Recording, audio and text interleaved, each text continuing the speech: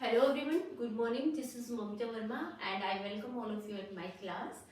So last class में हमने revival as जो बैरन एज था उसको कंप्लीट किया था और उसके साथ ही इंग्लिश जो हिस्ट्री है उसके जो टू एजेस है स्टार्टिंग की ओल्ड इंग्लिश पीरियड और मिडिल इंग्लिश पीरियड उन दोनों को हमने कंप्लीट कर लिया था. So today I am going to start the next age of the British history, or that age is very important from the exam point of view, and we can say a lot of question comes from this age. Okay, so that the next age is Renaissance, and that starts from 1550 to 1625. So last class में हमने देखा था कि जो revival as था उसमें जो king थे उसके साथ ही रिवाइवल एज स्टार्ट होने के साथ ही ट्रूडर डायनेस्टी थी. Henry eighth of England Henry eighth of England थे जो he becomes the king of England, और इसके साथ ही because he belongs to the Tudor वंश से बिलोंग करते थे ये. सो इसके साथ ही टूडर डायनेस्टी है वो स्टार्ट हुई थी ना. इसके बाद जो इंग्लैंड का राजा बना था इसका सन था एडवर्ड सिक्स्थ.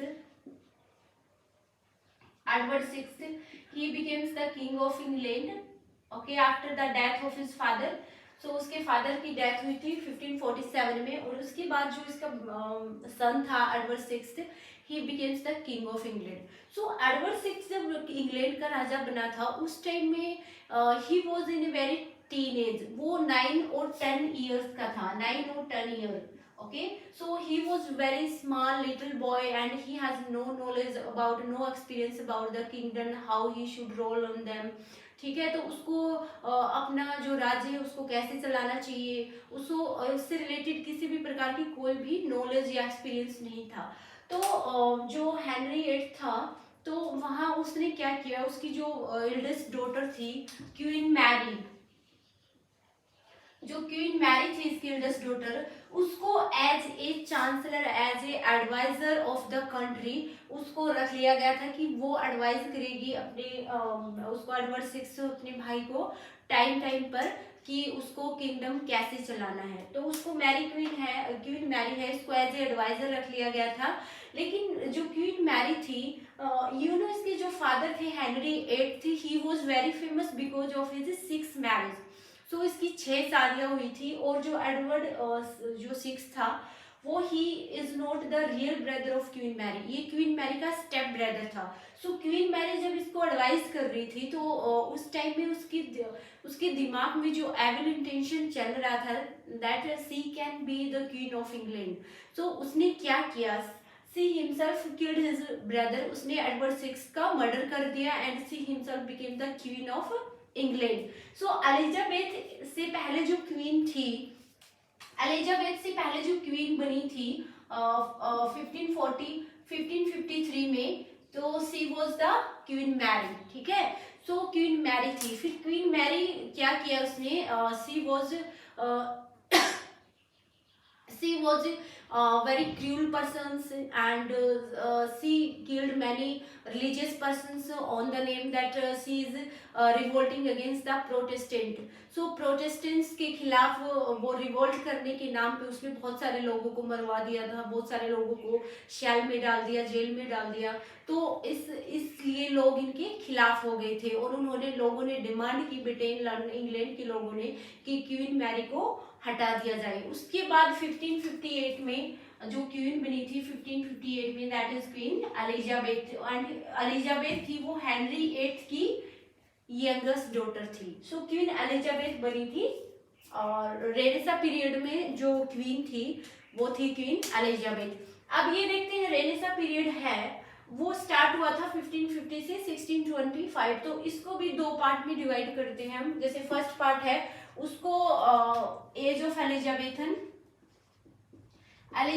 एज है, और सेकंड है जैकोबियन. एलिजाबेथन जो पीरियड है दैट इज 1558 टू 1603, और जैकोबियन एज है 1603 से 1625. ठीक है, सो क्वीन एलिजाबेथ है वो 1558 में she becomes the Queen of England. So why the Elizabethan period is called the golden period. इसकी जो एज है उसको गोल्डन पीरियड कहा जाता है, क्योंकि क्वीन एलिजाबेथ थी she allow both the Catholic और Protestant peoples to live together. उसने दोनों को एक साथ रहने के लिए अलाउ किया था। खुद वो प्रोटेस्टेंट थी लेकिन वो कैथोलिक के खिलाफ भी नहीं थी, उन्होंने दोनों को शांतिपूर्वक रहने के लिए अलाउ किया। और उसने खुद ने जो कैथोलिक जो चर्च है उसकी कमांड, उसकी जो पावर थी उसने खुद के हाथ में रखी। इसके बाद उसने क्या किया, अपने जो अपना जो शासन था उसके दौरान उसने बहुत सारे डेवलपमेंट किए थे, बहुत सारे, जैसे कि उन्होंने नेवी, जो फर्स्ट जो इंग्लैंड नेवी है उसको इस्टेब्लिश किया था उसने इंग्लैंड में, ठीक है। उसके बाद उसने एजुकेशन में इम्प्रूवमेंट किया था, वुमेन्स एजुकेशन पे फोकस किया उसने, फ्री एजुकेशन भी की एक लिमिट तक। उसके बाद उसने बहुत सारे जो प्रिजनर्स थे जो सेल में सड़ रहे थे, वहां बंद थे, उनको सबको रिलीज कर दिया।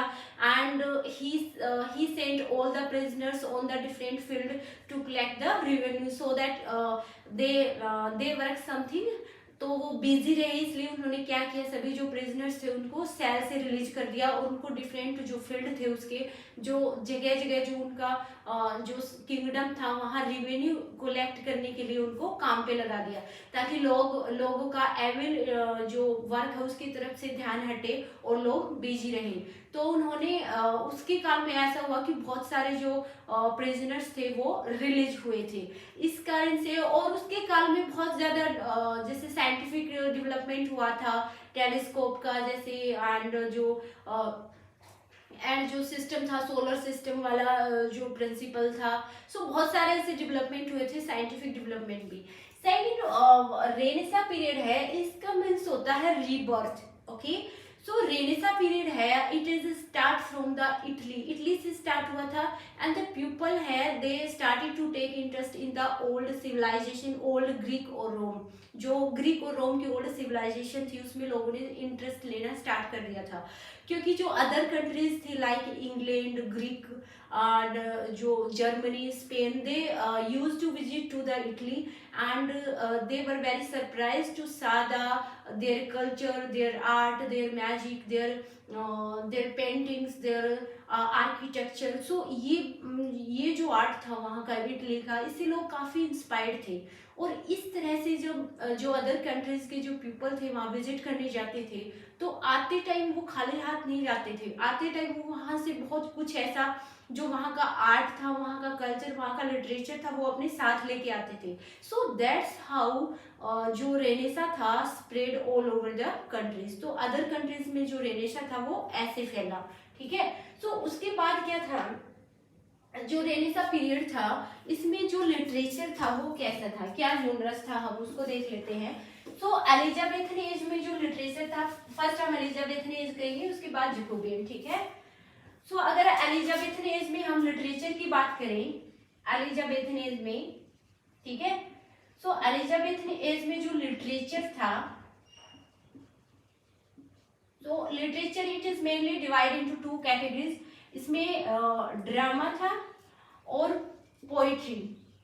पोइट्री में भी जो सोनेट्स थे वो काफी मतलब रिलेवेंट थे इस एज में। और ड्रामा था, that is one of the most dominant जोनरा of the English literature in the Elizabethan age. So Elizabethan age में जो ड्रामा था वो काफी मतलब फेमस था। और आप जानते भी हैं William Shakespeare is a great dramatist, okay, and he is called the England poet due to his drama. उसने बहुत सारे कलेक्शन ऑफ प्लेज लिखे, सोनेट्स लिखे थे।